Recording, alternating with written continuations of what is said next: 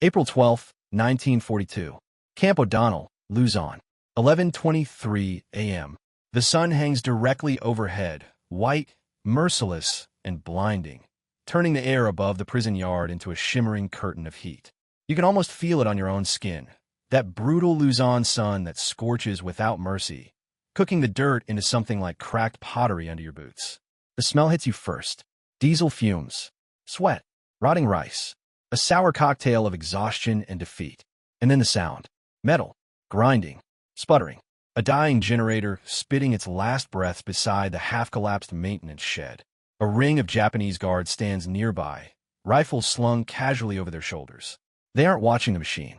They're watching the men, American prisoners, bones jutting through sunburned skin, uniforms reduced to rags, eyes hollow from the Bataan March that had ended only days earlier. One WWII kneels beside the generator, hands trembling as he reaches for a wrench too heavy for his malnourished fingers. Another tries to lift the metal frame to reposition it, but his arms give out before he even gets it waist-high. He drops it with a grunt that sounds more like a man falling into his own grave.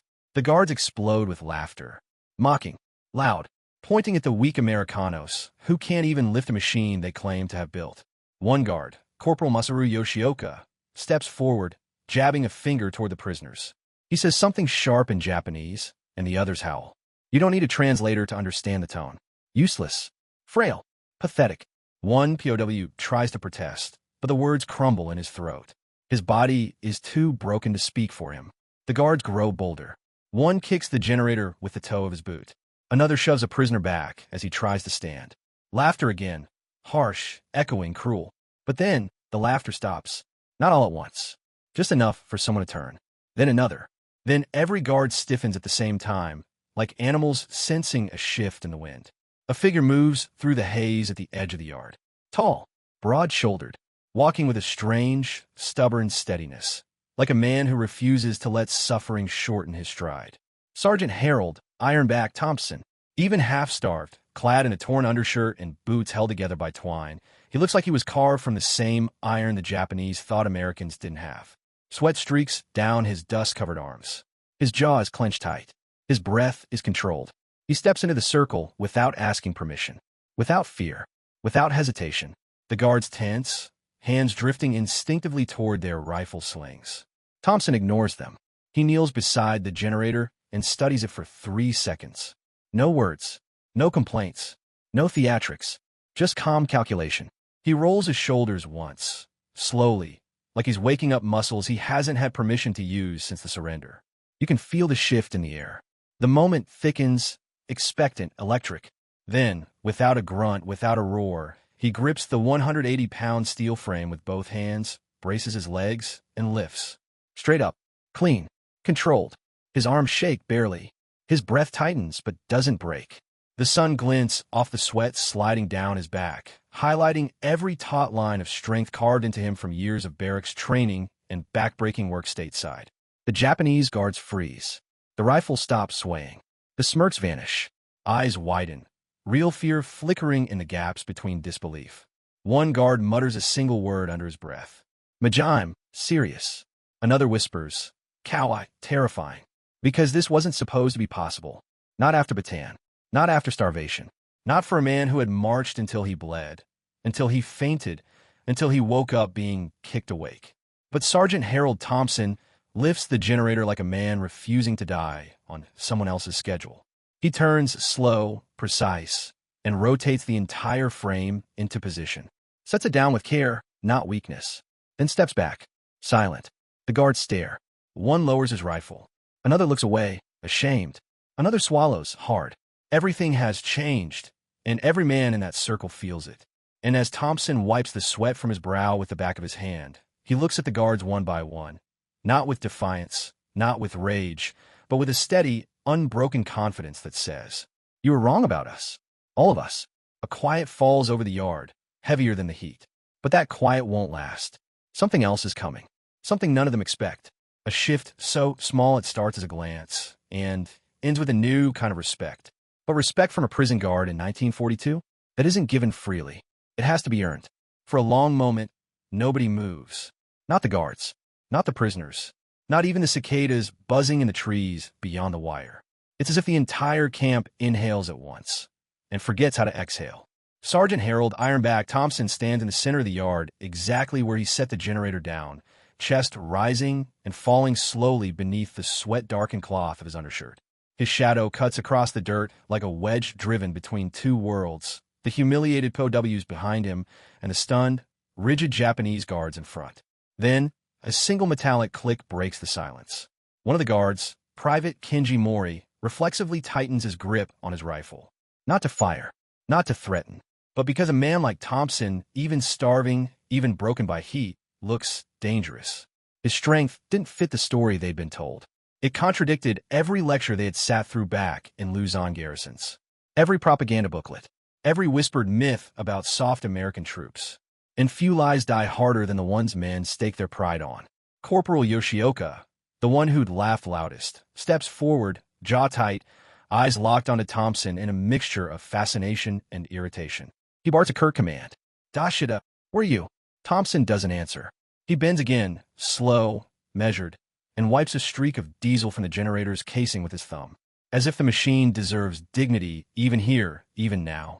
Yoshioka's nostrils flare. He hates this silence, this calmness. He's used to American prisoners crying, begging, avoiding eye contact. Thompson does none of these things.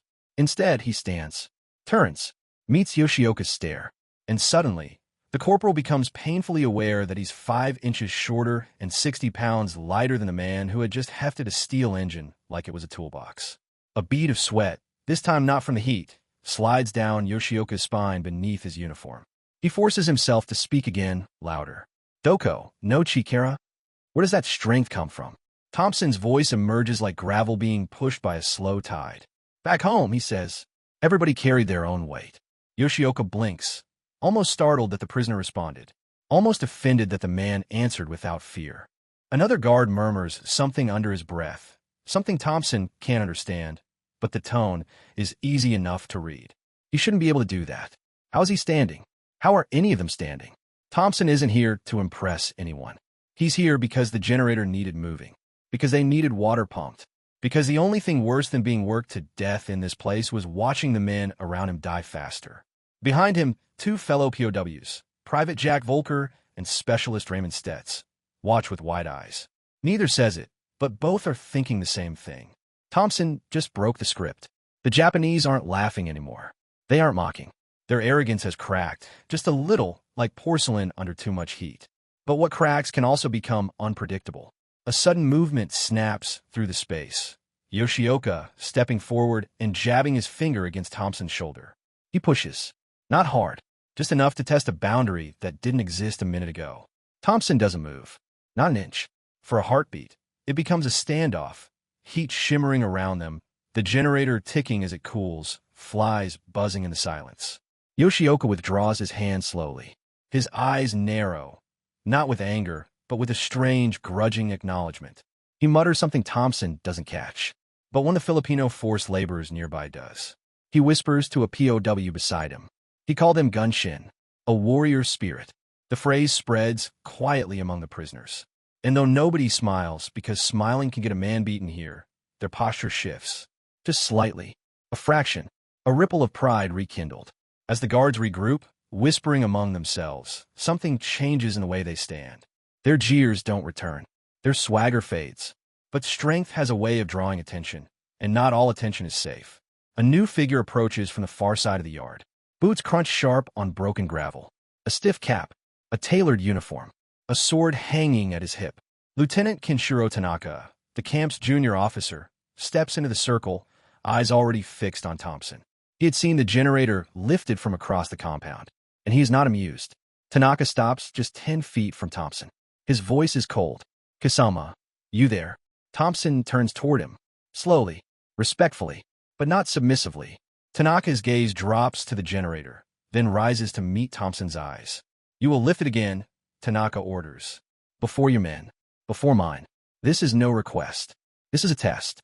A trap. A way to force the moment back under Japanese control. The guards watch eagerly. The POWs hold their breath. Thompson wipes his palms against his filthy trousers. The sun blazes down. His muscles throb. His ribs ache from weeks of starvation. But his expression doesn't change. He steps forward toward the machine, toward Tanaka, toward whatever comes next.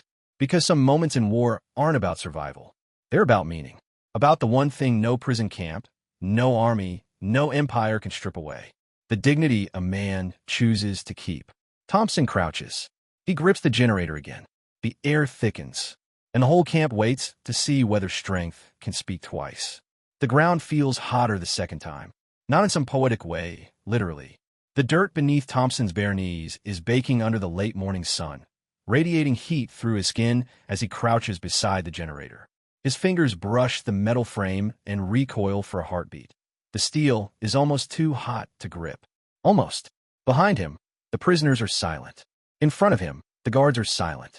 Even the usually restless palm fronds beyond the fence seem to pause. You can almost hear his heartbeat instead. Slow, heavy, like distant artillery. Lieutenant Kenshiro Tanaka watches with arms folded behind his back, posture rigid. He is younger than many of the POWs, barely 30, with a precise, angular face and eyes that rarely reveal more than mild irritation. His sword hangs at his hip, untouched, gleaming in the glare. He's not just looking at a prisoner. He's looking at problem.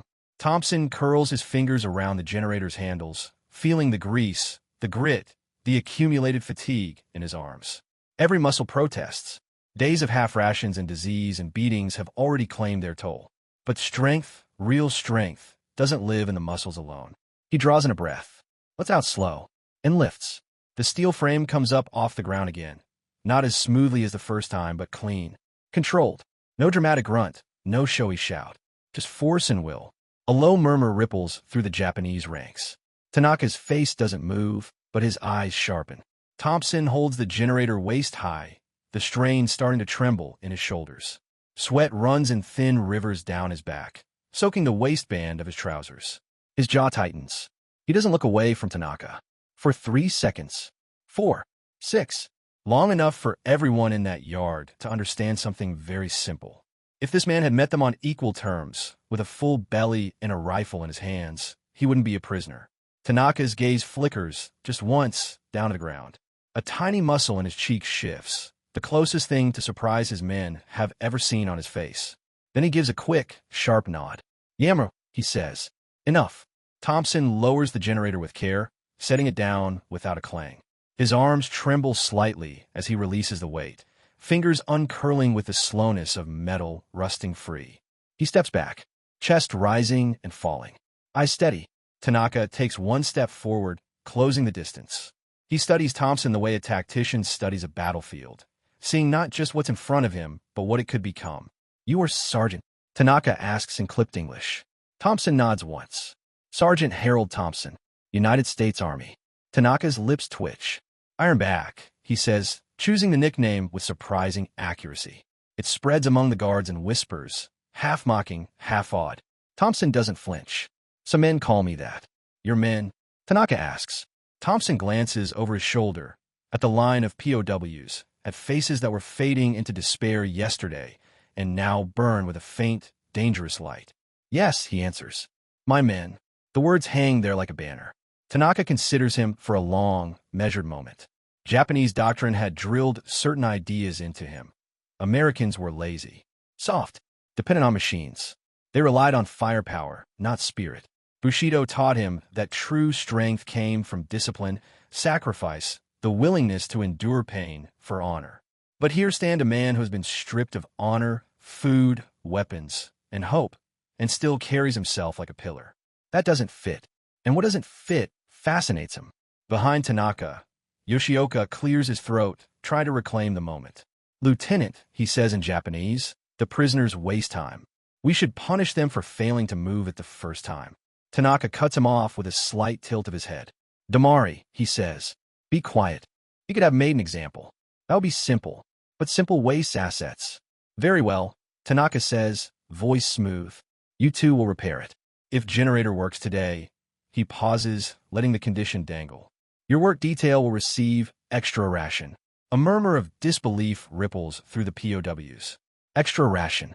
2 words that might as well be a king's ransom in this place.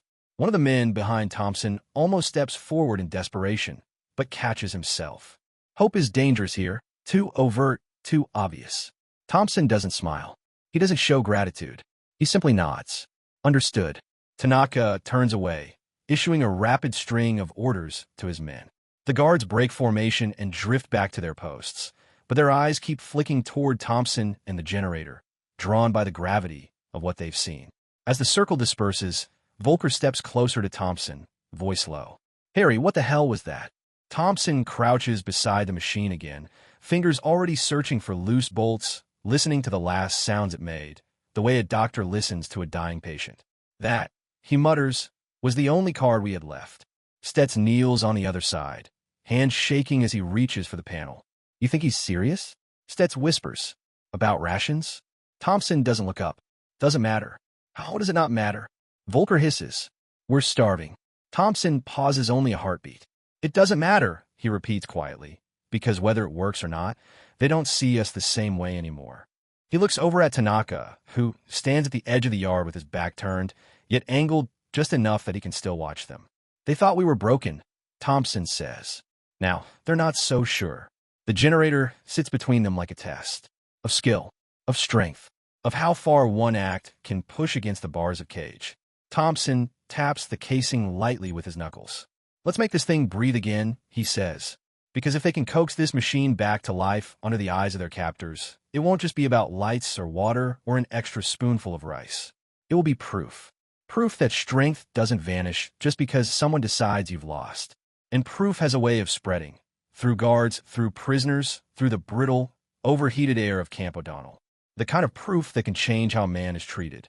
Or put a target on his back. Sometimes both. The casing comes off with a reluctant screech, bolts giving way like they're offended to be touched by human hands again. Stets pries it loose, then sets it aside with exaggerated care. Inside, the generator looks exactly like everyone feels, burnt, clogged, exhausted. "Jesus," Stets mutters. "They've run this thing into the ground." Thompson leans over the open housing, studying the snarled wiring, the soot-streaked valves, the grimy fuel lines. The smell of old diesel and scorched metal rises like a heavy, oily fog. "You can fix it?" he asks quietly. Stets hesitates. He wants to say yes. He wants to sound like the calm, confident specialist he used to be in a motor pool at Clark Field, when a bad fuel pump was a minor annoyance, not a matter of life and death. But that was before the march, before the heat and the thirst and the men who didn't get back up. "I can try," he says, "if they give us tools that aren't junk." Thompson nods, as if that's enough. Then we try. Japanese guards stand a few yards away, pretending not to watch while absolutely watching. Tanaka is gone for the moment, but Yoshioka lingers, arms folded, eyes narrowed. A few other guards cluster nearby, exchanging low comments in Japanese. One, a younger private with a patchy mustache, smirks. "Kitakuni no hito niwa morida," he says. "Northern foreigners can't do it." Another laughs under his breath. They don't believe the Americans can bring this dead weight back to life. In their minds, what can't be done by shouted orders in the back of a rifle can't be done at all. Thompson hears the tone, if not the words. He files it away. Stets reaches into the housing, wincing as a hot edge catches his knuckle. "There's fuel," he mutters. "But the lines are clogged. Might be bad diesel. Filters look like they haven't been cleaned since the invasion." "You'll get what you need," Thompson says. "You don't know that." Stets snaps before he can stop himself. "This isn't the motor pool. You can't just requisition parts and sign for them, Harry." Thompson doesn't take offense. He understands that tone. It's not disrespect. It's fear, naked and loud. He pushes himself to his feet and walks toward the guards. The POWs watch him go, as if he's walking toward a firing squad. Yoshioka notices first. He straightens, hand drifting toward his sidearm. Thompson stops 3 paces away and points, not at the guards, not at the sky, but at the generator in pieces behind him. "We need tools," he says, voice steady. "Wrenches, wire brush, clean rags." Yoshioka stares at him for a beat too long. He doesn't like being addressed directly by a prisoner. Doesn't like that the man asking him for favors is the same one who made him feel small in front of his own men. He starts to bark something dismissive in Japanese, then remembers Tanaka's face, remembers the nod, the word extra rations. He clicks his tongue, frustrated. Then he jerks his chin at the younger guard. "Teinai Irito," he orders. "Get him what he needs." The younger guard blinks, surprised, but obeys. He jogs off toward a supply shed, glancing back once at Thompson as if trying to reconcile the idea of a prisoner giving requests. Thompson turns and walks back without a word. Volker whispers, "What did you say to them?" "Asked for tools," Thompson replies. "And they just said yes." He shrugs. "We lifted their pride once. Might as well see what else we can move." Stets snorts despite himself. "Now you're a philosopher. Shut up and fix the engine," Thompson says. It's not harsh. It's grounding. The tools arrive 10 minutes later in a dented metal crate. Wrenches dull with grime, a wire brush with half its bristles missing, a few oily rags that smell like they've been used to clean both engines and boots. Stets opens the crate like a priest lifting a reliquary. "It'll do," he says, more to himself than anyone. "It'll have to." They work in the crushing heat, sweat pooling in the hollows of their backs, running into their eyes, dripping into the open guts of the machine. Thompson hands Stets tools, holds panels, braces his shoulder against the frame when Stets needs leverage to crack a rusted seal. Around them, the camp continues its slow, grinding rhythm of suffering. Men cough in the shade of overcrowded barracks. A guard yells at a Filipino laborer to move faster. Somewhere beyond the fence, a truck coughs to life, gears grinding in protest. And threading through all of it, like a ghost that refuses to leave, is the memory of the march.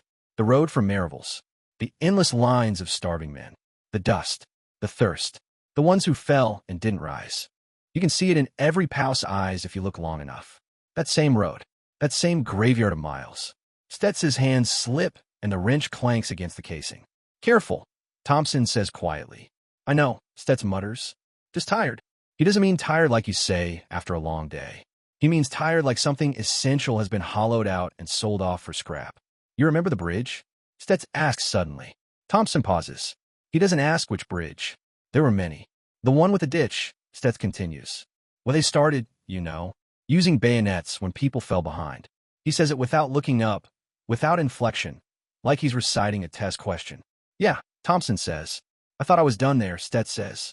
Legs kept buckling. "I couldn't feel my feet. I remember thinking, this is it. This is where it ends." Thompson reaches for a rag and wipes off a valve before passing it over. "Why didn't it?" he asks. Stets gives a bitter laugh. "You shoved me." Thompson raises an eyebrow. "I shove a lot of people, Ray." "No. I mean, you hit me between the shoulders. Hard.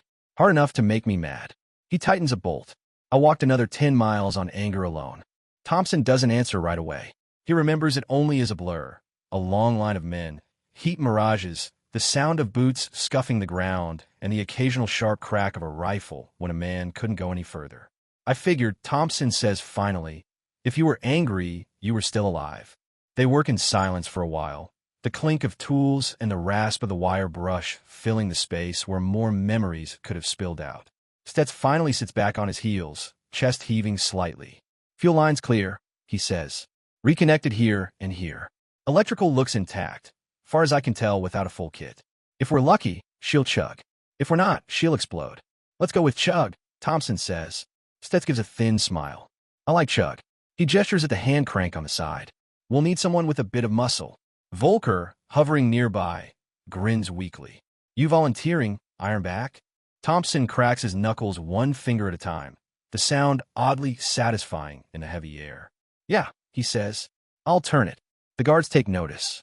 Yoshioka barks an order, and the loose cluster of sentries forms up again, drifting closer. A few Filipino laborers pause their work, watching from the edges of the yard with guarded curiosity. Tanaka reappears as if summoned by the tension, walking with that same deliberate, measured stride. He stops at the same distance as before, hands clasped behind his back. "Is it ready?" he asks. Stets doesn't speak. He just looks at Thompson. Thompson nods once. "We're about to find out," he says. Tanaka makes a small gesture with his chin. "Do it." Thompson takes his position at the crank, plants his feet, and wraps his hands around the metal handle. The generator sits like a sleeping beast, sun glaring off its steel surfaces, the smell of fuel lingering in the air. You can feel the tension, even here, decades later, just imagining it. One machine, one moment, too many hopes pinned to it. Thompson draws in a breath, sets his jaw, and begins to turn. The crank resists at first, stiff from heat and neglect. His muscles tense, veins standing out along his forearms as he forces it around once, twice, 3 times. The generator coughs. Once, a dry, hollow sound. The crowd tightens. Come on, Stets whispers under his breath. Come on, baby. Thompson keeps turning. Sweat runs into his eyes. His grip starts to slip on the metal. He bites down hard and pulls again. The generator spits, catches, stutters. Silence swallows the yard. Then, with a guttural, reluctant roar, the engine comes to life. The sound is ugly and beautiful all at once. Uneven, rough, but undeniable. It vibrates through the dirt, through the prisoners' thin boots, through the guards' uniforms, through the humid air of Camp O'Donnell. Water lines tremble. A connected pump sputters awake somewhere behind the shed. And for the first time in days, something in this place is not dying. Tanaka's eyes widen, just a fraction. Yoshioka exhales a breath he didn't realize he was holding. Behind Thompson, Volker actually laughs, a short, disbelieving bark before clapping a filthy hand over his mouth. They did it. They made something work. Here, in a world designed to break everything. Tanaka lifts a hand, calling for quiet that isn't needed. His gaze locks on Thompson and Stets. Rations, he says, as promised. The guards shift in surprise. Promised? Kept? And as the POWs realize that the extra food might actually be real, something far more dangerous than hope flickers to life. Possibility. But possibility cuts two ways.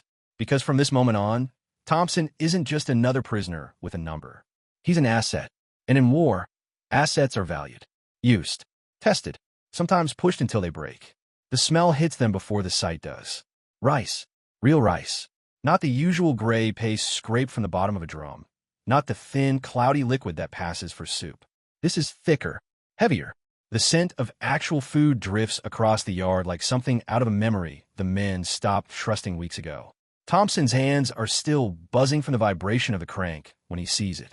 Two guards approach with battered metal pots, each one cradled in a scrap of cloth. Steam curls upward, white against the blue glare of the sky. The prisoner's eyes lock onto the pots and don't look away. Line up, Yoshioka orders, voice sharp. The POWs move, but not in the usual sluggish, half-conscious shuffle.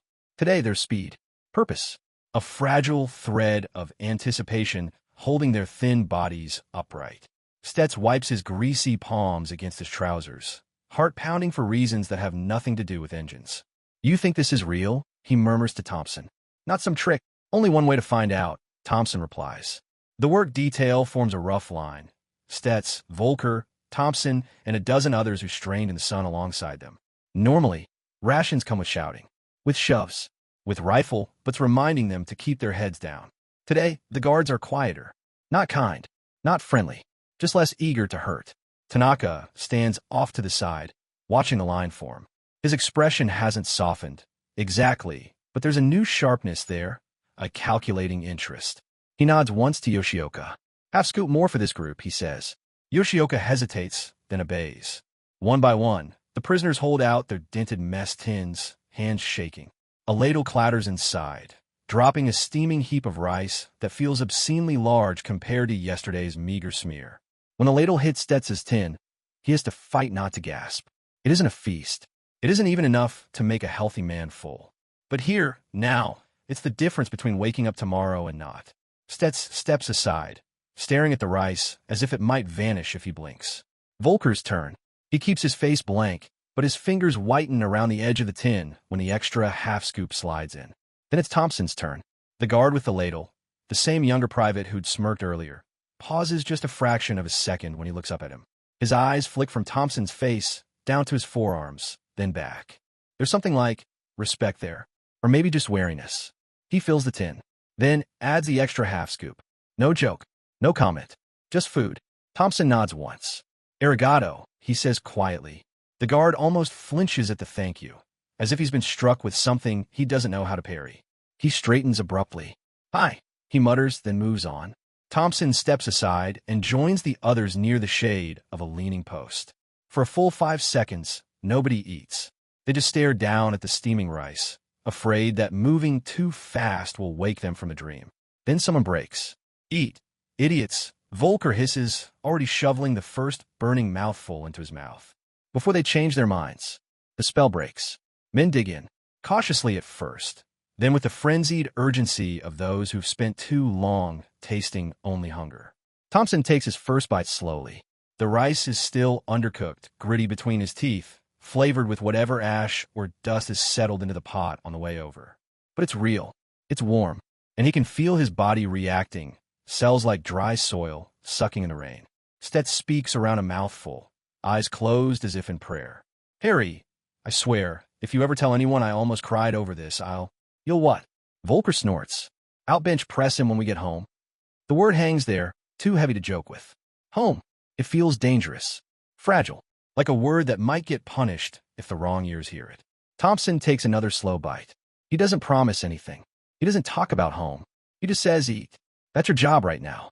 Across the yard, Tanaka speaks quietly with another officer, gesturing once toward the generator, once toward the POWs. The other man frowns. You are rewarding them? Tanaka's response is calm. I am rewarding results. Our doctrine, Tanaka cuts in gently, also values efficiency. A dead prisoner cannot carry water. A useless prisoner cannot repair engines. These men, he glances at Thompson, are not useless. The officer follows his gaze. Thompson is sitting on the ground with his back against a post, ration tin empty, eyes half closed. Not in surrender, but in calculated rest. Every movement he makes conserves energy. Every breath seems chosen. The officer's lip curls. The Americans are supposed to be weak, he says. Tanaka's eyes narrow slightly. Perhaps we were misinformed. The officer doesn't like that answer. He doesn't like having his certainty disturbed. Be careful, Kenshiro, he says. Respect can become sympathy. And sympathy is rot. He walks away before Tanaka can answer. For a moment, Tanaka stands alone, hands resting lightly on the hilt of his sword, looking between the working generator and the men who fixed it. Respect, he murmurs under his breath, tasting a word. Not sympathy. There's a difference. At least for now. Later that afternoon, the work detail is called again. No beatings. No shouting. Just orders. They're assigned to the pump line, monitoring the water pressure now that the generator is running. It's still grueling work. Hauling hoses, cleaning intake screens, dragging supplies, but something subtle has shifted. The guards watching this group don't swing their rifle, but as quickly. They don't waste energy kicking men already moving. They don't laugh as much when a prisoner stumbles. Word spreads. It always does. By evening, POWs from other barracks are whispering about Ironback and the generator. Some say he lifted it as if it weighed nothing. Some swear he stared down an entire squad of guards and they backed away. The story grows, stretches, gains a little more muscle with every retelling. In a place stripped of heroes, a rumor like that is oxygen. But oxygen feeds all kinds of fires. As the sun dips low, bleeding red across the horizon, Thompson sits at the edge of the barracks, muscles throbbing, head pounding from the day's work and the sudden shock of real food. Volker drops beside him with a grunt. You know this means they're going to work us harder, right? He says. They know what we can do now. Thompson nods once. Yeah, and that doesn't bother you? Bothers me plenty. He looks toward the generator shed, where the machine still hums faintly. But you saw those extra scoops. You saw the way they looked at us. Different is better than invisible. Stets sits down on the other side of him, rubbing his shoulders. Different can get you noticed, he says. Notice can get you selected. Selected can get you killed. There it is. The fear beneath the gratitude. Thompson leans his head back against the rough wood, eyes tracking a bird cutting across the fading light. Then we walk the line, he says quietly. What line? Volker asks. The one where we're too strong to be discarded, Thompson replies, but too useful to be shot. He doesn't say the next part out loud. That this line is razor thin, shifting every day under the whims of men with rifles and swords and orders from far away. Inside the barracks, someone starts coughing. A long, hacking sound that doesn't stop. Thompson's jaw tightens. The generator can pump water. Extra rations can buy a few days. But disease doesn't care about engines or rice or guard opinions. Outside, the sky finally bleeds into darkness. Tomorrow will bring new orders, new work, new chances to be useful or broken. And somewhere in the shadows of the camp, men are already watching Thompson with a different kind of interest. Some are prisoners, wondering if he might be the spine they can lean against. Some are guards, wondering just how far they can push the man they now call Ironback. One of them is about to find out. Night in Camp O'Donnell doesn't bring relief. It just replaces one kind of cruelty with another. The sun's hammering heat gives way to a damp, suffocating darkness. Mosquitoes whine in clouds. The stench of unwashed bodies, open latrines, and sickness hangs low over the barracks like a mist that never lifts. Inside Barracks 3, men lie packed shoulder to shoulder. Some sleep, some shiver, some stare blankly into the black, try not to listen to the coughing that never really stops. Thompson lies on his back, hands folded over his chest, eyes open. His muscles ache from the generator work. His stomach feels almost alien with the extra rice in it, heavy but grateful. He isn't thinking about the machine now. He's thinking about the men. Stets, already drifting into an uneasy sleep beside him. Volker, muttering something about home under his breath. The gaunt figure near the door, who hasn't moved since sundown. Thompson knows better than to check if that man is still breathing. He'll find out at dawn. Outside, boots crunch on gravel. Not the quick, clipped steps of a passing guard. Slower, deliberate, heading straight for Barracks 3. Thompson's instincts light up like flares. He sits up before the door even opens. It slams inward with a harsh wooden crack. Lantern light spills across the cramped interior, throwing long shadows over hollow faces. Men flinch, squinting into the glare. Yoshioka stands in the doorway, flanked by 2 guards. His expression is more sour than usual. He barks English with a thick accent, but a clear message. Sergeant Thompson, out. Now. The barracks goes very still. Every man knows that being summoned in the middle of the night is almost never good. It means punishment, interrogation, or work so brutal it might as well be both. Thompson swings his legs over the edge of the bamboo platform and stands. His knees protest, but he doesn't let them show it. He steps forward, weaving through bodies, lantern light splashing across his face. Stets grabs his wrist as he passes. Harry, don't go. The words are automatic, desperate. He knows they're useless as soon as they leave his mouth. Thompson squeezes his hand once. Watch over the men, he says softly. I'll be back. He doesn't promise it. He simply states it, like an order to himself. He steps out into the night. The air hits him, cooler than inside, but thick with moisture. The stars overhead are faint behind a veil of haze. Somewhere in the distance, a dog barks once and is abruptly silenced. Yoshioka glares at him. You come, he snaps, jerking his thumb toward the far side of the compound. Thompson walks. They lead him past the generator shed, where the machine still sits silent for the night, faintly warm from the day's labor. Past the pump line, past the latrines, toward the perimeter fence. He sees movement ahead, other guards, lanterns, a few wooden crates, something tall and dark rising behind them. As they get closer, he realizes what it is. A telephone pole, weathered, splintering, planted in the hard earth near the fence. A length of thick rope coils at its base. Thompson's pulse slows instead of quickening. He's seen poles like this in other camps. Heard stories. Men strung up by their arms, suspended until their shoulders nearly tore. Yoshioka stops beside the pole and turns to him with a thin, mean smile. Lieutenant Tanaka wants to see. How strong, he says. Iron back, yes? There's a mocking edge to the nickname now. One of the other guards smirks and adds something in Japanese. The others laugh. Whatever respect the generator bought them, it also bought resentment. Envy. The desire to knock a tall figure down. Thompson doesn't flinch. What's the job, he asks. Yoshioka points at the crates. Move. All of them. To East Watchtower. No cart. Thompson looks at the crates. Heavy, wooden, banded in metal. Ammunition, maybe, or machine parts. Each one probably weighs close to what that generator did. There are 6 of them. That it, he asks. Yoshioka's eyes narrow. He jerks his chin. 2 guards step forward, grabbing the rope. They loop it around the pole, preparing. If too slow, Yoshioka says, voice going cold, we use rope. We see how strong your back is, hanging. The terms are simple. Brutal. Work fast enough, you limp back to the barracks. Slow down, you become an example. Thompson looks at the crates again. Then at the distance to the east tower, a good stretch across uneven ground. He feels every ache in his bones, every bruise, every mile of the march. He also feels something else, a stubborn streak deep inside, the part of him that refuses to give these men the satisfaction of seeing him broken. Then I won't be slow, he says. The first crate is the worst. Not because it's the heaviest, but because it forces his body to remember what muscles are for. He squats, tests the weight, then heaves it up in a smooth, practiced motion, muscles roaring in protest. He carries it across the yard, each step a negotiation between balance and pain. Lanterns swing as guards follow, watching.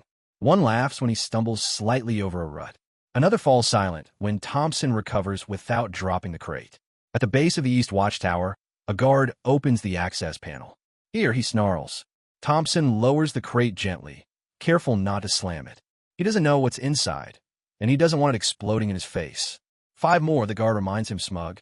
Thompson doesn't answer. He just turns and walks back. The second crate chews deeper into his shoulders. The third makes his breath rasp. The fourth leaves his vision flecked with black at the edges. With each trip, more guards gather, drawn by the spectacle. A few Filipino laborers watch from a distance, faces unreadable in the low light. On the 5th trip, his legs nearly give out halfway across the compound. The crate slips an inch from his grip. A rifle but slams into the small of his back. Faster, a guard snarls. He sucks in a breath that tastes like blood and diesel and dust, and keeps moving. The rope sits coiled at the base of the pole each time he passes, like a patient snake. By the 6th crate, his arms feel like they're made of molten lead. His undershirt clings to him, soaked through. His boots feel heavier than the wood in his hands. As he reaches for the last crate, Yoshioka steps closer. His voice is low, laced with spite. "You show off for men today," he says. "Lift machine. Make lieutenant give ration. You think you are a hero?" Thompson meets his eyes. His own are flat. "Steady. I think I'm alive," he says. "That's enough." Yoshioka's lip curls. He doesn't like the answer. It acknowledges neither defeat nor pride. It's just truth. "Maybe not for long," Yoshioka mutters. Thompson grips the last crate. His fingers cramp. His forearms scream. His spine feels like it might simply decide to stop supporting him. He lifts anyway. Step, step, step. The distance to the east tower never felt so long. With each footfall, the camp blurs around him. Barracks, fences, guards, the vast, indifferent Philippine sky. All that exists is the weight in his hands and the stubborn, mulish refusal inside his chest that will not let him drop it. He reaches the tower. For a second, his knees buckle as he lowers the crate. The corner of the wood kisses the dirt. But he doesn't fall. The guard at the tower looks impressed. Just a little. "Yoshioka," he calls back across the yard. "No rope tonight." Laughter answers him, this time not entirely cruel. Thompson straightens slowly, swallowing back the copper taste in his mouth. He turns and sees someone watching from the shadows near the pole. Not a guard. Tanaka. The lieutenant steps forward just enough for the lanterns to catch the edge of his profile. His face is unreadable. "You could have refused," Tanaka says quietly in English. Thompson huffs a humorless breath. "Didn't seem like that was an option." "There's always option," Tanaka replies. "You could have fallen. Drop crate. Made excuse. Become weak again." He studies Thompson as if dissecting a specimen. "But you did not," he says. Thompson shrugs, though the motion sends a jag of pain down his spine. "You wanted to see how strong my back is. Now you know." Tanaka's eyes glint. "You are useful," he says. "More than most." It is not praise. It is a diagnosis. Thompson meets his gaze. "Then use me to keep my men alive." Tanaka tilts his head. "Is that all you think about?" "Yes," Thompson says. "Isn't it your job to?" The question hangs there, dangerous, disrespectful in any other context. Tanaka doesn't react. Not outwardly, but something in his eyes shifts again, that same subtle recalibration that began when the generator roared to life. "Go back to barracks," he says. "You work again tomorrow." Thompson nods once. He walks past the pole, past the rope, past the lanterns, every step of victory stolen from exhaustion. As he nears Barracks 3, he sees men pressed against the gaps in the walls, eyes peering out. They watched. All of it. When he steps inside, the air changes. Not dramatically. Not with cheers. That would be suicidal. But back straighten. Hollow eyes sharpen. A small clearing is made for him without anyone saying a word. Stets grips his arm. "They didn't string you up," he says, relief bleeding through the words. "Not tonight," Thompson answers. Volker smirks tiredly. "Let me guess. You carried the whole camp on your shoulders?" Thompson eases himself down onto the bamboo, his body finally admitting what it's been screaming. "Just their crates," he says. He closes his eyes. Outside, the generator is silent. The guards resume their normal patrols. The camp settles back into its restless, fevered sleep. But something has changed. Again, the guard have seen how far they can push Ironback before he breaks. The prisoners have seen that. So far, he doesn't.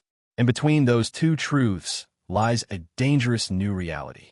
Harold Thompson has become more than just another face in the line. He's become a measure of what American prisoners can endure, of how far the Japanese can push them, of how much respect can exist inside the wire of a place built for humiliation. And tomorrow, that measure is going to be tested in a way no one in Barracks 3 is prepared for. Because the generator was only the beginning. Morning comes like a fist. No sunrise, no gentle light, just heat dropping out of the sky as if someone kicked open an oven door over Camp O'Donnell. The air is already thick when the first roll call starts, humidity clinging to skin like a wet cloth. Men sway on their feet. A few don't get up at all. Thompson is awake before the guards bang on the barracks. He didn't really sleep. His back is one long dull ache. His shoulders burn every time he moves, as if the weight of those crates is still hanging from his bones. When he sits up, the bamboo slats squeak. Stets watches him through bloodshot eyes. They're going to do it again, he mutters. More loads. More tests. Probably, Thompson says. Volker rubs his face. Yeah, well, try not to impress them so much this time, all right? Some of us are older and more fragile than we look. Thompson manages half a smile, but it doesn't reach his eyes. Outside, boots thud. The barracks door slides open with a jerk. A guard barks the usual orders. Out. Formation, move, and the men shuffle into the yard, bodies pulled by inertia more than will. Except this time, there's a smell in the air that shouldn't be there. Rot. Wet wood. Sour standing water. The line of POWs forms, but their attention keeps drifting toward the pump stand and the trench beyond. The evening rain from days before still sits in low, stagnant pools, crawling with insects. And beneath the surface of those puddles, something else is brewing. Disease. You can see it in the eyes of the men near the front of the line, glassy, unfocused. Their lips are cracked, not just from thirst now, but fever. A few grip their stomachs in reflex. One suddenly doubles over, retching into the dirt. The guard nearest him snarls and lifts his rifle, but for a strike. Another voice cuts across the yard. Yoshioka, Yamaru, Tanaka. The lieutenant strides toward them, his usually immaculate uniform already damp at the collar. He stops short of the collapsing prisoner and flicks his gaze toward the pump line. The water yesterday, he says. It ran slow.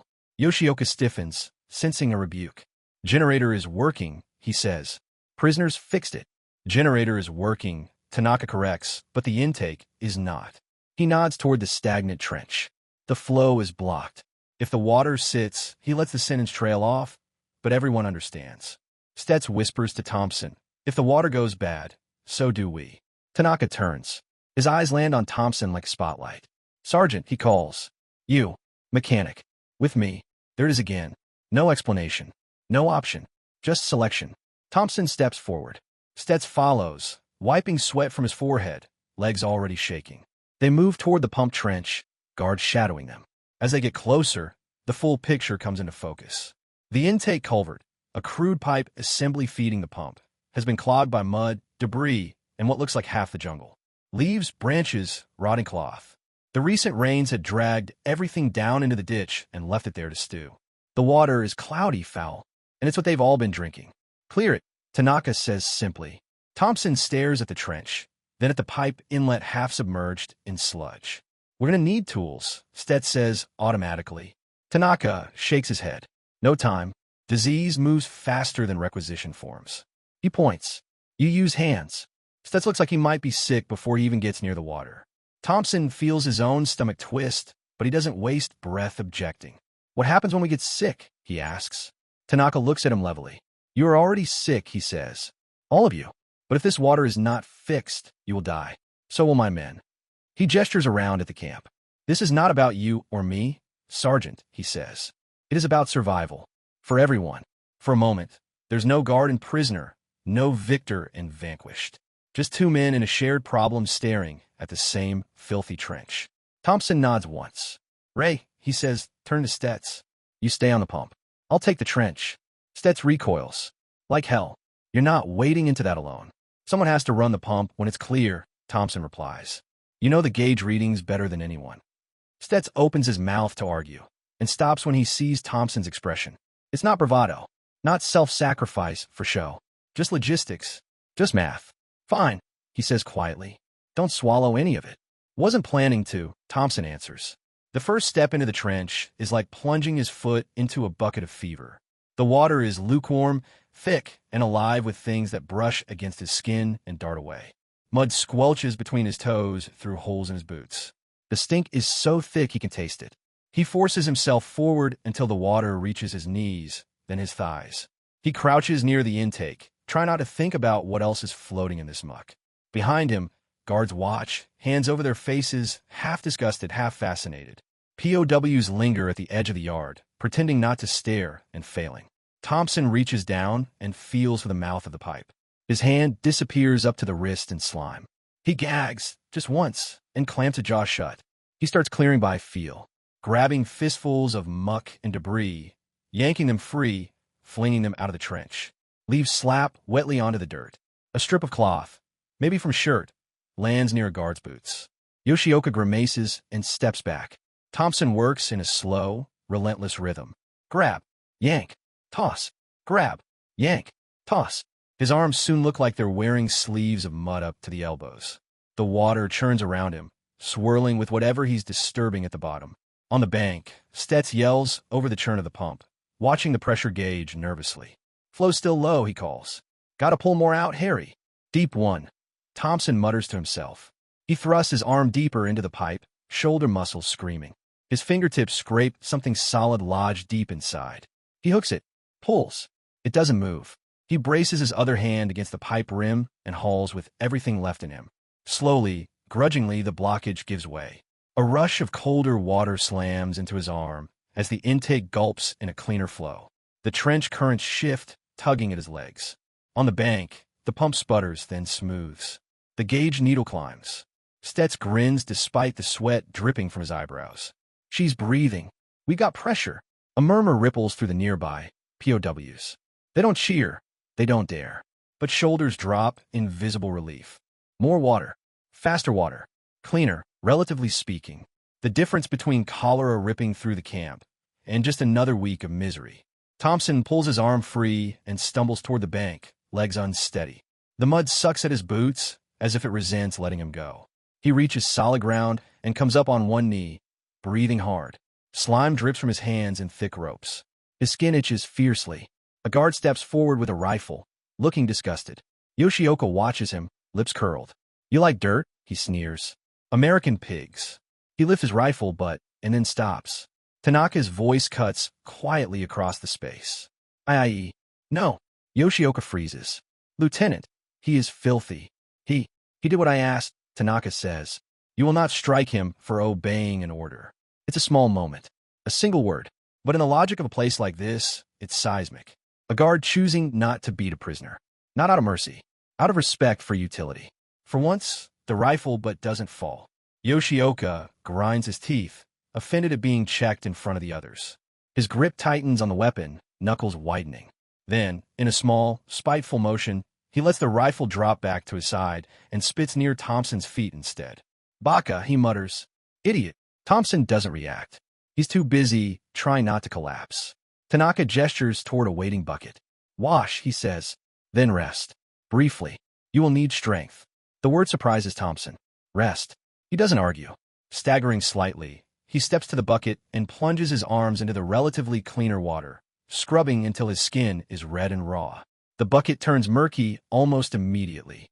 He feels eyes on him. He looks up. Across the yard, behind the flimsy shade of a barracks overhang, a cluster of POWs watch silently. One of them, so thin his collarbone looks like it might cut through his skin, meets Thompson's gaze and nods once. A quiet salute. Thompson nods back. Later, back at Barracks 3, the air feels different. Not cooler, not cleaner, just shifted. Men are talking quietly, in pairs and small circles. He went into the trench, with his bare hands? They said Tanaka kept the guards off him. They're working him like a mule, but look at the water. It's flowing again. Thompson sits with his back against the wall, legs extended, eyes half-lidded. He feels hollowed out, but something inside him, some stubborn, glowing ember, refuses to blow out.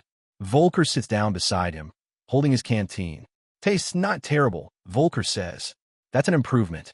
Thompson takes the canteen, sips. The water is still warm, still faintly metallic. But it's not sludge. It doesn't immediately revolt his throat. Better, he agrees. Stets settles across from them. Word is, he says, keeping his voice low, They're assigning our work detail to water and power from now on. No more random rock carrying to tire us out. Volker snorts. So now we're the camp's plumbing department. Could be worse, Stet says. Plumbing keeps people alive. Beats digging graves. Thompson says nothing. He just stares at his muddy hands, now stained a faint brown even after washing. The trench left its mark. In the march, he says suddenly, we were just bodies in a line. Interchangeable. One dropped, another took his place. Didn't matter who was who. Stets nods slowly. Here. Thompson continues. We're starting to matter. A little. Yeah, Volker says. To them. To our men, Thompson corrects softly. That's enough. He doesn't say the rest. That mattering to the enemy is dangerous. That standing out means being watched. That being a strong one means carrying more than just crates and engines. As the afternoon light slants through the cracks in the barracks wall, dust motes dancing in the beam. The men slip into a tired silence. Outside, the generator coughs to life again, steady this time. The pump hums. Somewhere down the line, a tap squeals and pours. The camp still stinks. Men still die. The war is unchanged beyond the wire. But inside this narrow strip of earth, the equilibrium has shifted by a few inches. Because a Japanese guard lifted his rifle to strike, and then chose to look away instead. It's a tiny fracture in the brutality of the system. Tiny fractures, though, have a way of spreading. Tomorrow, another test will come. Not of Thompson's strength, of something quieter and far harder to carry. By late afternoon, the heat isn't just pressing down from above. It's radiating back up from the ground, turning the camp into a slow-cooking pan of metal roofs and scorched dirt. The generator hums in its shed, the pump line clanks and hisses, and for the first time in days, the water barrels are actually filling faster than they're emptying. It's not salvation, but it's something. Thompson is wiping grease and dried mud from his forearms with a rag that's more stained than cloth when the whistle blows. A sharp, shrill note. Not the usual call for work details. Shorter, meaner. Around the yard, POWs freeze. Voices drop. Heads turn toward the center of the compound, where a group of guards forms a tight knot. Stets exhales slowly. I hate that sound. Volker squints. What is it? Selection, someone says behind them. Work detail, or worse. They all know what he means. Sometimes work detail means loading trucks for an airfield. Sometimes it means burying the dead. Sometimes it means boarding a ship no one ever sees again. Thompson tosses the rag aside. Stay put, he tells Stets and Volker. I'll see what they want. He walks toward the knot of guards, his boots stirring small clouds of dust with each step. His back still aches from the crates. His arms still itch from the trench, but his stride is steady. As he approaches, the group parts just enough for him to see Tanaka standing in the center, hands clasped behind his back. Next to him, a clipboard. A list. Thompson's stomach tightens. Tanaka looks up as he arrives, expression unreadable. Sergeant, he says. Good. You come. Thompson stops a few paces away. You call for me? Tanaka nods toward the yard, where the POWs are being loosely herded into a rough formation. Headquarters demands labor gangs, he says. For transport, roads, shiploading. They want strong men, useful men. His gaze sharpens. You know who is strong, he continues. Who can work, who will not fall and waste time. Thompson realizes what he's asking before the words leave his mouth. You will choose them, Tanaka says. The ground seems to tilt for a second. Choose. Not himself. Not his work detail. Other men. Men who might be marched out of this camp and into something worse. Men who might never come back. You want me to pick who goes? Thompson asks, voice low. Yes, Tanaka says. You know your men. You see who stands. Who stumbles. If I choose, I might pick men who die on first march. Useless to me. To war. He says it like logistics. Like fuel calculations. Like ordering spare parts. To Thompson, it feels like a knife. He glances at the assembled Americans. Rows of faces turn toward them. Some blank, some fearful, some just too tired to care. Eyes flicker between him and the guards, trying to read something in his posture. Volker meets his gaze from the line. So does Stets. Behind them, men little more than skin over bone. Men who made it through the death march on willpower and luck, and have been living on fumes ever since. Tanaka follows his line of sight. You are leader, he says quietly. You think you do not choose now? Every day, when you help one man stand instead of another, when you share food, when you lift weight, already you choose. He nods toward the list. Now you just admit it. The words land like blows. He's not wrong, not entirely. Thompson has pulled some men up off the ground and not others. He shared sips of water with those closest to collapse. In war, triage isn't a line you cross. It's a river you're thrown into. But this is different. This is deliberate. Refuse. A voice whispers in Thompson's head. Make him choose his own victims. Another voice, colder, answers, he will. And he'll do it worse. Thompson stares at the clipboard. How many, he asks. Tanaka checks. 30. 30 out of barely living, semi-broken men. Thompson's throat feels dry as gravel. And if I don't choose, he asks. Tanaka's eyes harden. Then I choose, he says. And I choose quickly. I take any man who looks like he might stand. If he falls, I leave him.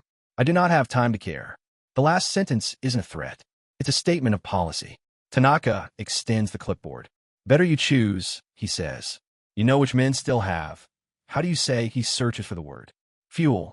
Thompson takes the board. It feels heavier than any crate. He walks the line. Not fast, not slow, just steady. Men straighten as he approaches, trying to look strong, to look invisible, to look like anything but what they are, prisoners waiting for their fate to be written by someone else's hand. He doesn't call out names at first. He just looks at legs, at shoulders, at eyes. He passes a man whose skin hangs loose over hollow cheeks, eyes glazed with fever.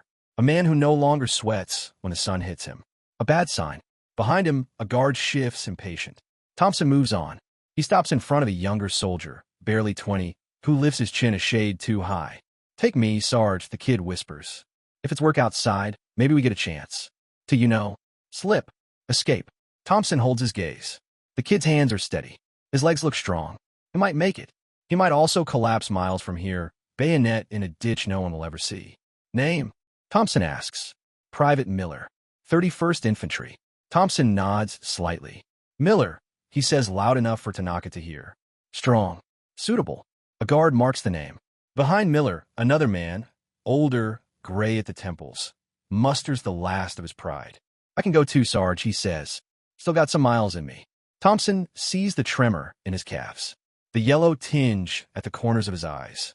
Signs of disease that a Japanese officer might miss, but a man who shared the march wouldn't. You're needed here, Mac, Thompson says gently. Barracks detail. Help the sick. For a second, Mac's face crumples. He knows what that means. You wouldn't make it out there. He swallows hard and nods anyway. Roger that, he says, voice rough. Thompson moves on. He picks men who still have muscle under the grime. Men whose eyes track when you move, whose hands don't shake when they're still. Men who might survive forced labor. Men who might, if a miracle shows up, find an opening. He also passes others. Deliberately. A man with a hacking cough, so deep it sounds like it's ripping his lungs out. A Filipino scout whose legs haven't fully healed from march wounds. Stets, whose value here, on pumps and engines, now outweighs any hypothetical chance out there. Each choice feels like pushing a stone onto one side of the scale. Life. Death. Maybe. Maybe not. By the time he's done, 30 names are marked. Finished, Tanaka says. Thompson nods stiffly and hands a board back. The selected men are pulled out of the line, herded into a separate group. Some look scared. Others look almost relieved. Miller gives Thompson a quick, tight grin. See you, Sarge, he calls. Thompson forces himself to nod. Stay on your feet. A truck engine rumbles to life near the gate. The selected men are marched toward it. None of them look back. When it's over, the formation is dismissed. Men scatter back to their barracks or work posts with the tired, jerky motions of marionettes whose strings are fraying. Stets finds Thompson near the pump line. You did it, he says quietly. Not accusing, just stating. Yeah, Thompson answers. Stets glances toward the gate, where dust still hangs in the air from the truck's departure. You think any of them make it? He asks. Thompson doesn't lie. I don't know. Stets studies his face. You could have refused, he says. Could have told Tanaka to pick his own. And then he would have grabbed whoever looked upright and worked them till they dropped, Thompson replies. At least this way, he trails off. At least this way what? He chose men who might survive. He spared those who definitely wouldn't. It's a thin comfort, but it's all he has. The ones you left, Stets says quietly. You probably saved them. For now. For now, Thompson echoes. Behind them, someone approaches. Tanaka. He stops just out of arm's reach, hands folded. You did what I asked, he says. Efficiently. Thompson doesn't answer. Do you hate me for it? Tanaka asks, head slightly tilted. The question is almost sincere. Yes, Thompson says frankly. And no. Tanaka's eyebrows lift. Explain. I hate what this is, Thompson says. Picking who gets thrown into another grinder. But if you're going to send men, no matter what I did, then choosing was the only way to make it hurt less. For them, Tanaka says. For them, Thompson agrees. Tanaka studies him for a moment longer, then nods once. This is war, he says. We carry weight given to us. Sometimes that weight is men. He looks toward the road. I, too, have sent men where I do not think they come back from, he admits quietly. The admission surprises Thompson more than anything else has. For a brief heartbeat, the two men stand on opposite sides of the same canyon, both holding lists, both sending others into the dark. Then the moment passes. You will rest an hour, Tanaka says. Then generator check. Pump maintenance. Same as before. He turns away. Thompson watches him go, a sour twist in his gut. Stets exhales shakily. I don't know whether to be grateful he asked you, or furious. Be both, Thompson says. You'll have plenty of time to practice. He looks at his hands. They're shaking now, not from lifting or digging, but from the weight of names he can't wash off. The Japanese guards mocked the weak Americans days ago. Now they know at least one thing. Weak men don't lift engines. They don't wade trenches. They don't carry crates all night or carry the burden of choosing who walks out the gate. Strong men do. And strength, in a place like Camp O'Donnell, is as much curse as blessing. Because strength is noticed, used, tested, and somewhere beyond the wire, as the truck with 30 men rattles away into the jungle road, a quiet realization begins to settle over the camp. Harold Ironback Thompson has changed something fundamental in how the Japanese see their prisoners. The question is, what will that change cost him? The change doesn't come with fanfare. It comes in pauses, in the insults that don't land, in the rifle but that doesn't swing, in the way a guard's eyes linger a second longer before he shouts. By the next morning, the generator has settled into a rough rhythm, coughing and rattling like an old man who refuses to stay in bed. The pump line hums. Barrels fill. Men drink. They're still starving, still sick, still prisoners. But for the first time in weeks, the camp is not spiraling straight down. Thompson moves along the pump line with a bundle of rags slung over his shoulder, checking for leaks, listening for changes in the machine's breathing pattern the way a medic listens to a wounded man's lungs. Pressure's holding, Stets calls from the gauge. Not great, but better. Better beats dead, Volker mutters, hauling a hose into position. Across the yard, a new batch of guards watches them. Fresh from another post, uniforms less faded, swagger intact. They weren't here for the generator lift. They didn't see the crates or the trench. They just see prisoners. Americans. And they've heard all the stories. One of them, a young sergeant with sharp cheekbones and a too-clean rifle, laughs when a POW trips over a hose. He says something in Japanese. His buddies grin. The tone is familiar. Weak, clumsy, soft. He strides closer, pointing at the hose, then at Thompson's work detail. Hayaku. Move, he barks. Slow pigs. The words sting, not because of their content, but because of the echo. It's the same contempt that filled the yard before the generator. The same mockery. Thompson straightens slowly, rag in hand. He doesn't say anything, doesn't challenge. He just looks at the sergeant. Not defiant, not submissive, just steady. The sergeant's smirk falters for a heartbeat. Behind him, Yoshioka approaches, boots crunching in the dust. He takes in the scene, the hoses, the pump, the new guard puffing himself up. The sergeant gestures toward Thompson and the others, scoffing. Kono America Jean Wayowe, he says. These Americans are weak. The laughter from his group is automatic. You'd expect Yoshioka to join in. A week ago, he would have led it. He doesn't. Instead, he answers quietly, eyes on Thompson. Sana and I Yawakanai, he says. They're not that weak. The other guards blink, surprised. The young sergeant snorts. Nanny? You feel sorry for them now. Yoshioka's jaw tightens. He remembers the generator lifting off the ground. The crates crossing the yard in the dark. The trench and the water running again because one man went waist-deep in filth.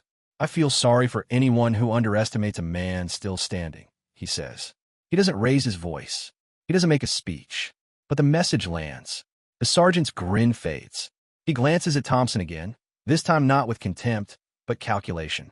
Sach, he mutters, waving his hand. Whatever. Just make them work. He strides off, irritation stiffening his shoulders. The other guards follow, but their laughter doesn't resume. A few glance back at Thompson with a new wariness. The word has spread. Ironback. Gunshin. Useful. That last one is the most dangerous. Later, when the sun climbs high and the yard becomes an open-air furnace, a POW collapses near the water barrels. No drama. No cry. His legs just give out. He hits the ground hard, mess tin clattering from his hand. His chest heaves, his eyes roll back. Fever sweats through the fabric of his shirt.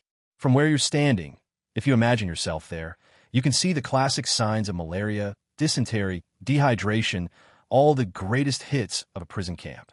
A guard snaps his head around at the sound. "Okire," he barks. "Get up." The man doesn't move. The guard strides forward, rifle lifting for the familiar punishment strike. Thompson sees it from the pump line. He doesn't think. He just moves. "Wait," he calls, voice hoarse but firm. The guard hesitates, thrown by the English word as much as the tone. Thompson reaches them in a few long strides. He drops to one knee beside the fallen man, two fingers checking his pulse, eyes scanning his face. "He's burning up," Thompson says. "If you beat him, he won't get back up at all." The guard bristles. "He lazy. No work." Thompson looks up, the sun catching the sweat on his brow. "He marched the same road we did," he says quietly. "If he was lazy, he'd be dead already." The guard doesn't like that answer. His grip tightens on the rifle. "Move away," he snarls. Now, before the situation can tip, another voice cuts in. "Yoshioka. Tanaka." He approaches at a brisk walk, eyes flicking from the collapsed prisoner to Thompson, to the guard's raised rifle. He doesn't shout. He doesn't posture. He just looks. "What is this?" he asks. He refuses work, the guard says. "Always falling." Thompson shakes his head. "He's sick. Bad. You'll lose him if you push." Tanaka studies the fallen man's face, sunken eyes, cracked lips, skin stretched too thin over cheekbones. He's seen this before, on both sides of the war. He looks at Thompson. "You know medicine?" he asks. "No," Thompson says. "But I know when a man's at the edge." The guard snorts. "We have no time for weak." Tanaka raises one hand, silencing him. He regards Thompson for another long heartbeat. Then he says in careful English, "What do you suggest?" The question hangs there, absurd and surreal. A Japanese officer asking a prisoner for advice on how to keep another prisoner alive. Thompson answers without hesitation. "He needs shade," he says. "Water that doesn't come straight from the trench. Half work, if any, for a few days. Or you'll be burying him by the latrines. And we need men," Tanaka says. "Yes," Thompson replies. "Living ones." Tanaka's mouth twitches. It isn't quite a smile, more like the ghost of one. He turns to the guard. "Bring him to the infirmary tent," he orders. We watch him. If he does not improve in 3 days, he lets the sentence trail off. The implication is clear. The guard hesitates. His pride is stinging. But he obeys. As they lift the sick man, the guard glances at Thompson with something like resentment. Not because the American interfered, but because Tanaka listened.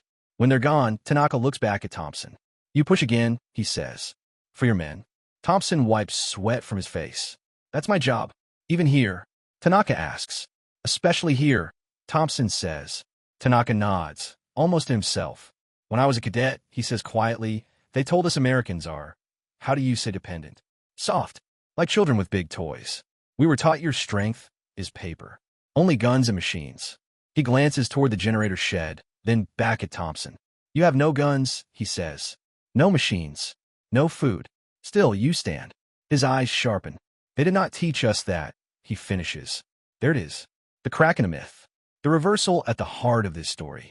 Japanese guards who once mocked weak Americans now carry a different image in their heads when they look at the POWs.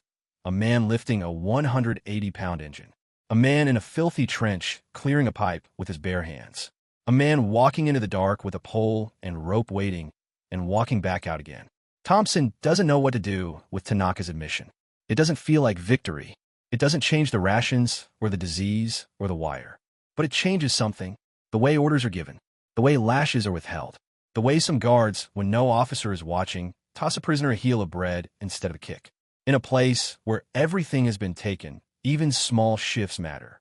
That night, the camp lies under a heavy sky. Clouds gather on the horizon, thick and dark, swallowing the stars. Distant thunder grumbles somewhere beyond the hills. Not just weather. You can almost feel it. The war itself drawing nearer, grinding forward like a slow, unstoppable machine.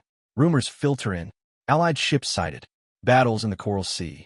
Whispers that one day, maybe not soon, but someday, the Americans will come back across this water. In Barracks 3, men talk quietly before sleep. They're working him to the bone, someone says of Thompson. But they're listening to him now. You see that today with the sick kid? Yeah, another answers. For once, somebody looked at one of us and saw something other than trash. Stets leans back, staring at the roof. You know the guards aren't laughing like they used to, he says. They still hate us, but they're wary. Volker smirks weakly. Can you blame them? They keep feeding that big ox, and he might just rip the fence out one day. A few men chuckle. Quiet, careful. Thompson lies on his side, hand tucked under his head, listening. He doesn't feel triumphant. He feels tired, bone deep. But beneath the exhaustion, something stubborn glows.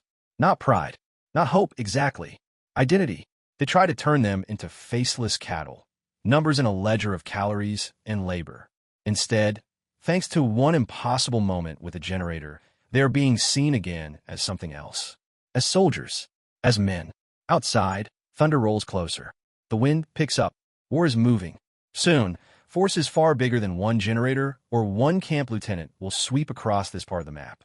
Front lines will change. Flags will fall. New orders will arrive. And when they do, the way the Japanese guards see their American prisoners might be the difference between dying in a ditch and living to see the war's end. But that's tomorrow's battle.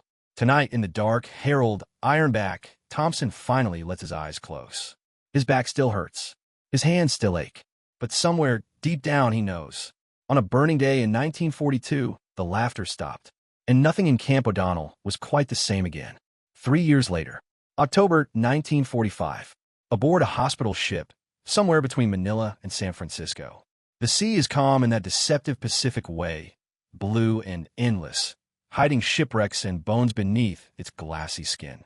Sunlight slants through the portholes of the ward, turning the white-painted metal into a soft glow that doesn't quite erase the smell of disinfectant, sweat, and memories. Rows of cots line the hold, each one occupied by men who came back from places most people will only ever see as numbers in a history book. Cabanatuan, Orioka Maru, Palawan, and before all that, Bataan. On one of the middle cots, propped up against a pillow he still can't quite get comfortable with, lies Sergeant Harold Ironback Thompson. He's lighter now than he was the day he lifted that generator. The bulk is gone, carved away by the years between. His face is more angular. There are lines at the corners of his eyes that weren't there before, cut by sun, by pain, by watching too many men not make it. But his eyes? They're the same. Steady, dark, unmoving when they need to be. A Navy corpsman checks his chart, gives him a quick nod, and moves on. Thompson's left arm hasn't forged grip.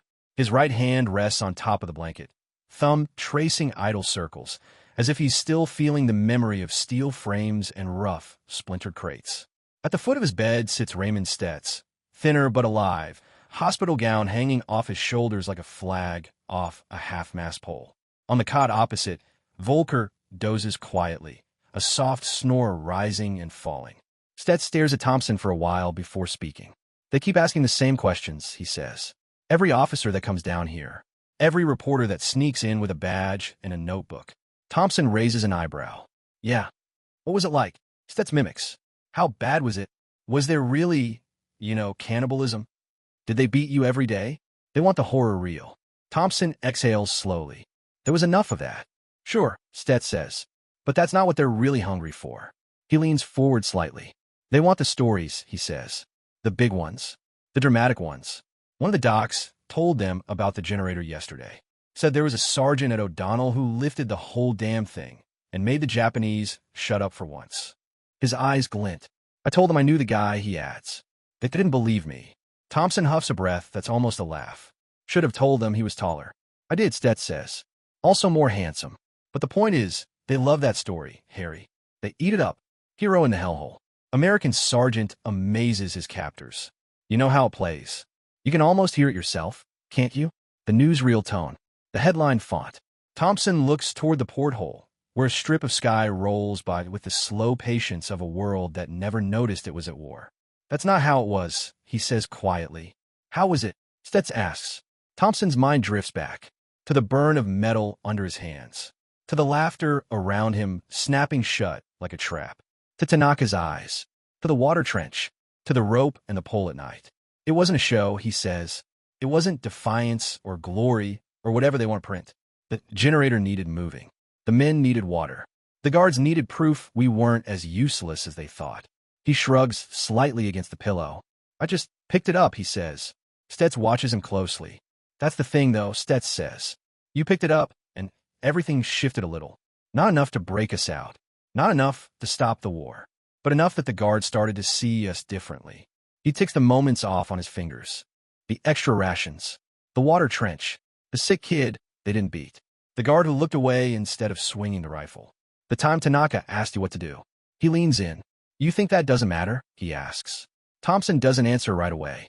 In his head, the scenes flicker like fragments of grainy film. The Japanese sergeant's smirk dying on his face. The rope not being used. A feverish POW carried to the infirmary instead of dragged to the latrines. Small things. But in a place where life is balanced on inches, small things are everything. He remembers something Tanaka said, somewhere between the trench and the selection. We were taught your strength is paper. Only guns and machines. And he remembers Tanaka's face the moment the generator roared back to life. They didn't teach him that. Thompson rubs a hand over his jaw. I think it bought us time, he says finally. Not much, but some. Stets nods slowly. It bought me time, he says.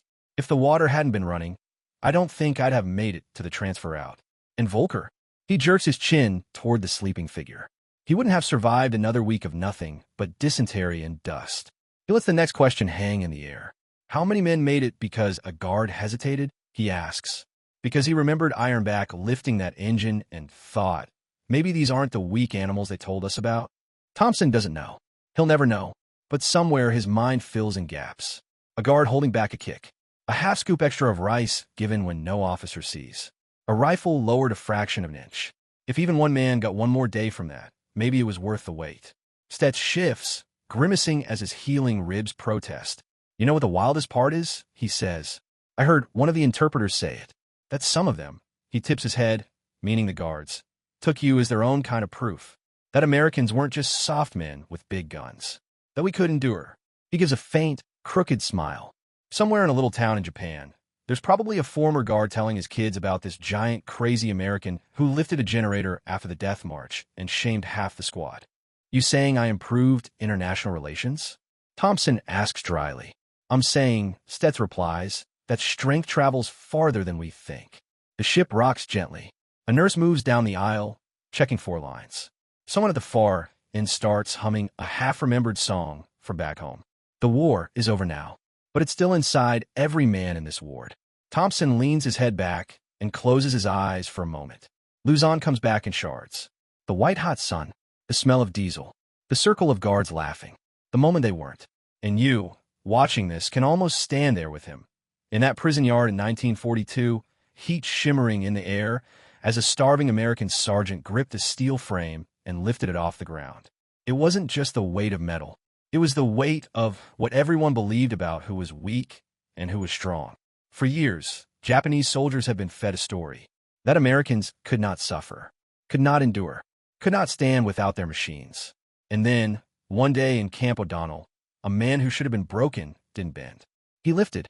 He carried. He worked in trenches and under ropes and in the crosshairs of officers who couldn't quite decide if they wanted to break him or keep him intact. They called him Ironback, like it was a joke at first. They stopped laughing. Stets's voice drifts back into the present. When they ask me about Bataan, he says, about the camps, I'll tell them the truth. As much as I can. He taps the side of his head. But when they ask me what it meant, he adds, I'm telling them about that generator. Why? Thompson asks quietly. Because, Stets says, most people don't understand that sometimes the war doesn't turn on big battles. Not for the men inside it. It turns on little moments where someone refuses to be what the enemy decided he is. He looks at Thompson with that same quiet, steady respect he showed the first time they climbed onto the pump line together. You made them look at us and see men again, he says. Not cattle, not numbers. Men, even if only for a second. He shrugs. Those seconds kept some of us alive, he finishes. Including me. Across the ward, Volker stirs and cracks one eye open. You two getting sentimental? He croaks. Because if there's crying happening, I want in. It's good for my complexion. Thompson snorts. Go back to sleep, You fragile civilian. Corporal Volker corrects. And I saw you lift that damn thing. I'll be dining out on that story for decades. Yeah, I knew Ironback back when he was only lifting generators, not national morale. He trails off, smile lingering even as he drifts back under. Stetz looks at Thompson again. You did more than you think, he says. Maybe, maybe not. Thompson doesn't know how history will write any of this. Maybe it mentions Camp O'Donnell in a paragraph. Maybe it doesn't mention it at all. Maybe his name appears in a footnote somewhere. Or maybe it lives only in the mouths of the men who survived because of a slightly fuller water barrel, a slightly kindergarten, a moment of hesitation in a yard that had forgotten what hesitation was. But you know now, one day in 1942, in a place built to break men, a starving American sergeant lifted a 180-pound generator while his captors laughed. And when he put it down, they weren't laughing anymore. From that moment on, not every guard saw a weak American when he looked at a prisoner. Some saw a man with an iron back and a will that refused to be revised. And that tiny shift, that crack in a story an empire told itself, sent ripples through a hell most of the world would never see. Thompson turns his head toward the porthole, watching the strip of blue beyond it. He doesn't think of himself as a hero. He doesn't think of himself as legend. He thinks of engines that need fixing, of water that needs pumping, of men who need one more day. He closes his eyes. The sea rolls on. And somewhere, in the long shadow of that generator, the truth settles in your mind. Sometimes, in war, the loudest thing isn't a gunshot or an explosion. Sometimes, it's the sound of a man lifting a weight no one believes he can carry and refusing to let go. Yendi,